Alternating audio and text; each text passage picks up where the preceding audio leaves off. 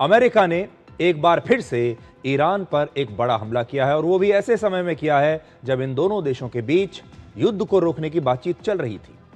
25 मई को अमेरिकी सेना ने ईरान के मिसाइल बेसिस और उन बोट्स पर हमला किया जो हॉर्मूज के रास्ते में माइंस यानी बारूदी सुरंगें बिछा रही थी।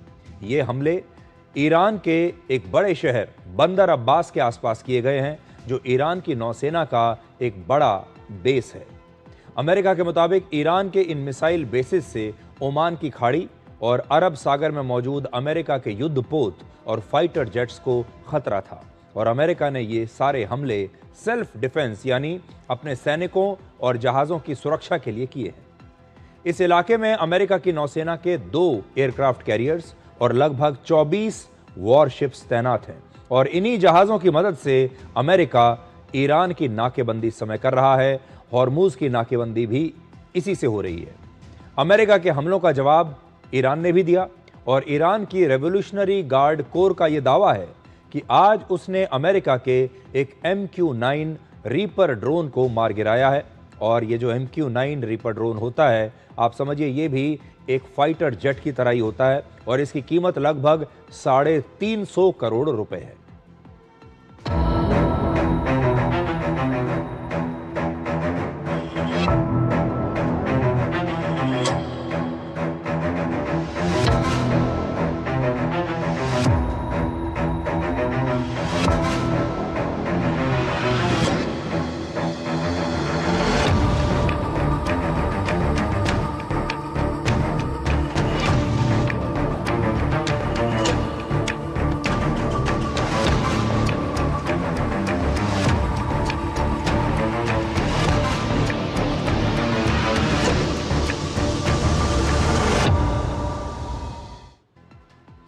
ईरान के मुताबिक उसने अमेरिका के एक F-35 स्टेल्थ फाइटर जेट और RQ-4 ग्लोबल हॉक ड्रोन पर भी हमला किया है, जिसके बाद ये दोनों ईरान की सीमा से बाहर भाग गए। ईरान ने कहा है कि अगर अमेरिका युद्ध विराम का उल्लंघन करता है तो उसे भी जवाब देने का पूरा अधिकार है। इन हमलों के बाद आज अमेरिका के विदेश मंत्री मार्को रूबियो ने कहा कि ईरान के साथ युद्ध खत्म करने का समझौता अगले कुछ दिनों में हो सकता है। ये हमले ऐसे समय में हुए हैं जब अमेरिका और ईरान के प्रतिनिधि कतर की राजधानी दोहा पहुंच चुके हैं, जहां हॉर्मूज के रास्ते को खोलने और इस युद्ध को खत्म करने के लिए बातचीत हो रही है।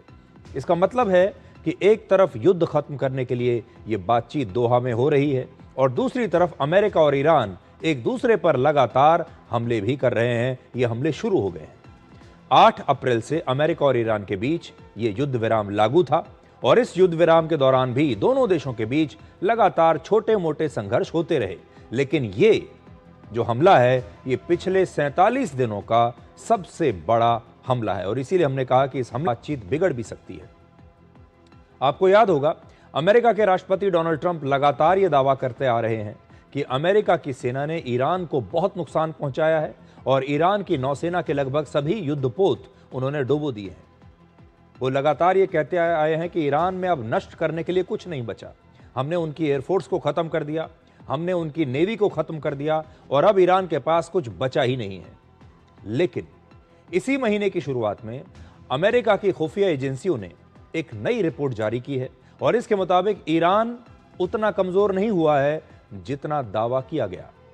ईरान की रेवोल्यूशनरी गार्ड्स के पास अब भी सैकड़ों छोटी और तेज स्पीड वाली बोट्स मौजूद हैं।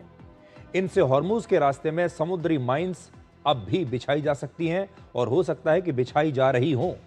सबसे महत्वपूर्ण बात यह है कि ईरान के मिसाइल स्टॉक का लगभग 70% अभी भी बचा हुआ है, यानी ईरान की जो मिसाइल्स हैं उसमें से 70% अब भी बची हैं। एक अनुमान के मुताबिक युद्ध से पहले ईरान के पास लगभग 3000 मिसाइल्स थीं और इस हिसाब से लगभग 2100 मिसाइल्स अब भी ईरान के पास मौजूद हो सकती है। हॉर्मूज के रास्ते के आसपास ईरान की 33 मिसाइल साइट्स पर अमेरिका ने हमले किए थे और अब ईरान ने इनमें से 30 को दोबारा से ऑपरेशनल कर दिया है, शुरू कर दिया है। इन मिसाइल से हॉर्मूज के रास्ते का इस्तेमाल करने वाले अमेरिकी युद्धपोत और समुद्री जहाजों को बड़ा खतरा हो सकता है। ईरान ने अपनी ज्यादा 30 को दोबारा से ऑपरेशनल कर दिया है, शुरू कर दिया है। इन मिसाइल से हॉर्मूज के रास्ते का इस्तेमाल करने वाले अमेरिकी युद्धपोत और समुद्री जहाज़ों को बड़ा खतरा हो सकता है। ईरान ने अपनी ज़्यादातर मिसाइल साइट्स, मिसाइल लॉन्चर्स और अंडरग्राउंड सैन्य ठिकानों की मरम्मत करके उन्हें दोबारा से शुरू कर दिया है और अब कई अंडरग्राउंड ठिकानों से मिसाइल्स के हमले भी किए जा सकते हैं। असल में अमेरिका ने ईरान के अंडरग्राउंड ठिकानों को पूरी तरह से नष्ट करने के बजाय उनके दरवाजों और उनके एंट्री पॉइंट्स पर हमला करके उन्हें बंद कर दिया था। लेकिन युद्ध विराम के दौरान ईरान ने बहुत तेजी से इन ठिकानों को फिर से शुरू कर दिया है। इन सब की मरम्मत की गई और अब ये फिर से ऑपरेशनल है। ईरान के राष्ट्रपति के मुताबिक उनकी सेना और हथियारों ने अमेरिका को चौंका दिया और ईरान के पास ऐसी टेक्नोलॉजी है जिससे वो अमेरिका के स्टेल्थ फाइटर जेट्स पर भी हमला कर सकता है और ये ईरान ने एक बहुत बड़ा दावा किया है।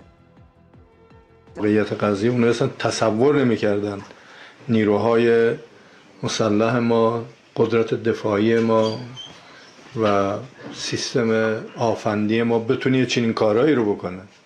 برای همه اونا یه موضوع کاملا غافلگیر کننده بود واقعا. در جنگ رمضان به فناوری دست پیدا کردیم که حدود 210 فروند از پرنده‌های دشمن رو مورد هدف قرار دادیم و البته به اذن الله و به گفته خودشون بالغ بر 7 میلیارد دلار ما فقط تو همین موضوع تونستیم خسارت به دشمن بزنیم.